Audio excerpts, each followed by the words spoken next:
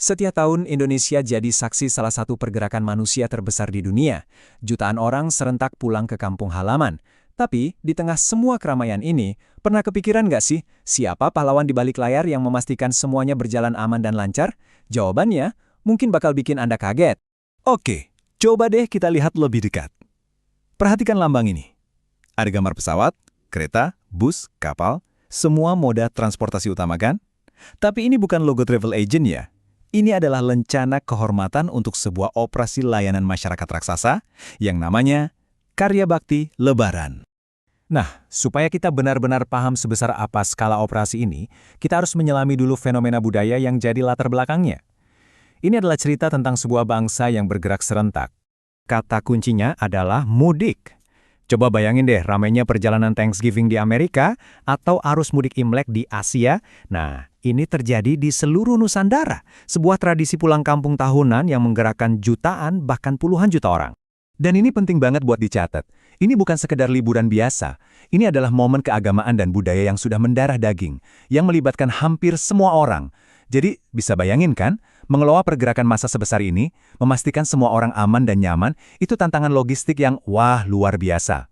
Jadi, di tengah tantangan logistik yang kolosal ini, siapa dong yang turun tangan?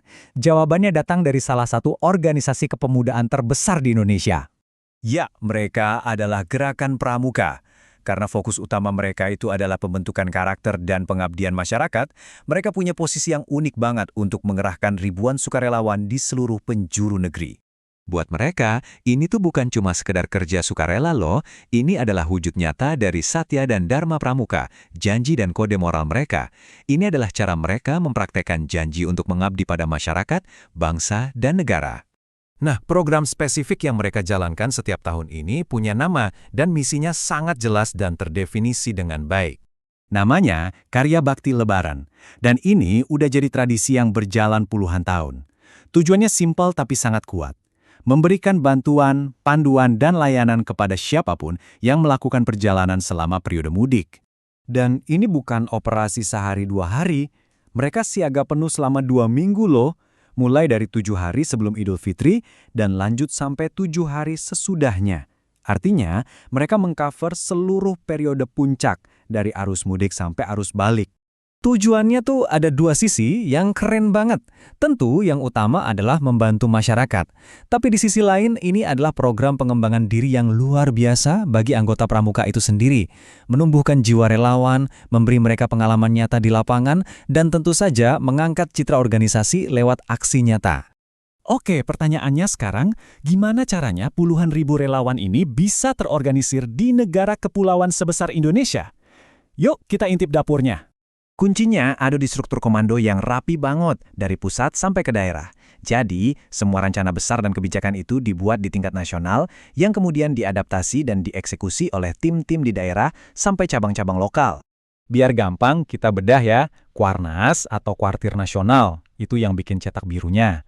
Terus Kuarda di tingkat provinsi yang mengkoordinasikan. Dan yang paling penting Kuarcap atau cabang lokal. Inilah ujung tombaknya di lapangan yang mendirikan dan menjalankan pos-pos layanan. Nah, di lapangan unit operasional utamanya itu namanya Posko atau Pos Pelayanan. Anggap aja nih kayak markas kecil mereka di lapangan. Posko-posko ini tersebar strategis di sepanjang rute mudik utama, di terminal, stasiun, dan pelabuhan di seluruh Indonesia. Terus, apa aja sih yang bisa kita temukan di posko ini? Wah, macem-macem. Mulai dari tempat istirahat buat yang capek, P3K, sampai bantuan mengatur lalu lintas, pusat informasi, bahkan takjil gratis dan tempat main anak-anak. Ini benar-benar kayak oase di tengah perjalanan panjang. Tapi, kehebatan operasi ini tuh bukan cuma soal jumlah, tapi juga soal keahlian. Pramuka punya unit-unit khusus yang disebut Saka.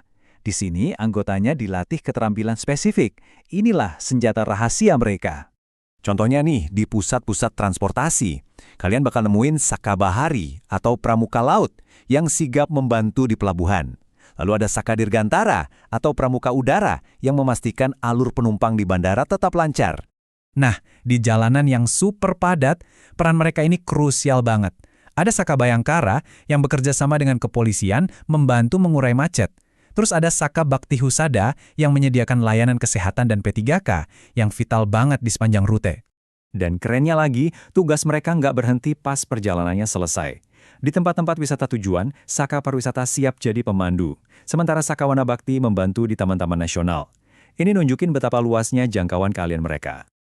Jadi, setelah kita lihat semua detailnya, apa sih makna besar di balik ini semua? Ini lebih dari sekedar logistik yang rumit. Ini tentang sebuah warisan pengabdian. Pada intinya, karya bakti lebaran ini adalah cerminan semangat gotong royong dan kewajiban sebagai warga negara dalam skala yang masif. Ini adalah pengalaman pendidikan yang tak ternilai bagi ribuan anak muda, sekaligus jadi latihan tahunan untuk membangun dan memperkuat ikatan komunitas kita. Dan ini meninggalkan kita dengan satu pertanyaan penting untuk direnungkan bersama. Di zaman yang serba digital, di mana kita mungkin merasa makin terkoneksi, tapi juga makin terpisah, apa ya pelajaran yang bisa kita petik dari aksi nyata pelayanan kolektif sebesar ini tentang arti sebuah komunitas?